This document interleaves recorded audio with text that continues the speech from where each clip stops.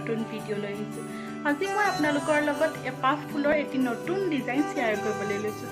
যদি ভাল লাগে লাইক কমেণ্ট কৰি জনাবচোন আৰু যদি বেয়াও লাগে তাকো জনাব আৰু মোৰ চেনেলটো ছাবস্ক্ৰাইব কৰিবলৈ নাপাহৰিব। ব'লক তেনেহ'লে দেৰি নকৰি আজি ভিডিঅ'টো আৰম্ভ কৰোঁ।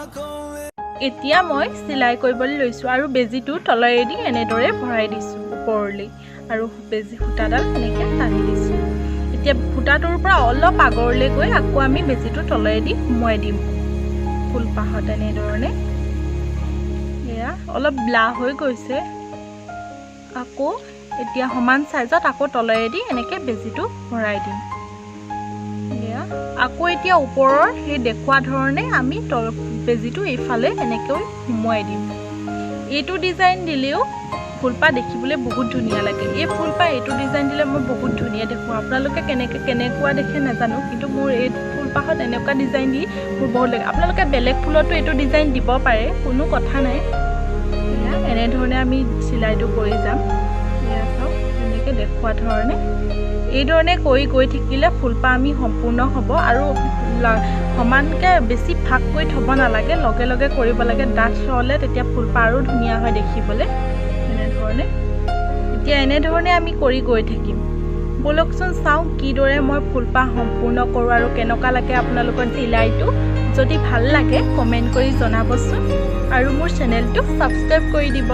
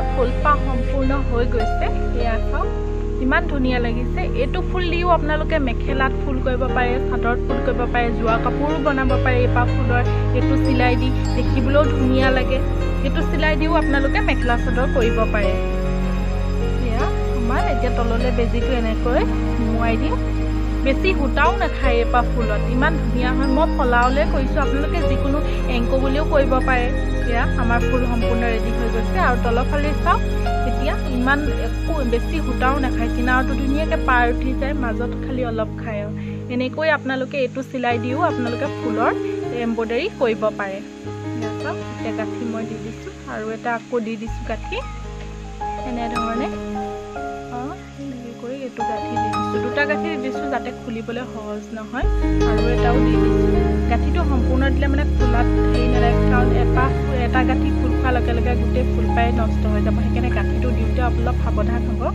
এয়া আজি আমাৰ ফুল সম্পূৰ্ণ হৈ গৈছে আকৌ এটি নতুন ভিডিঅ' সৈতে লগ পোৱা আশাৰে আজিলৈ ইয়াতে সামৰণি মাৰিছোঁ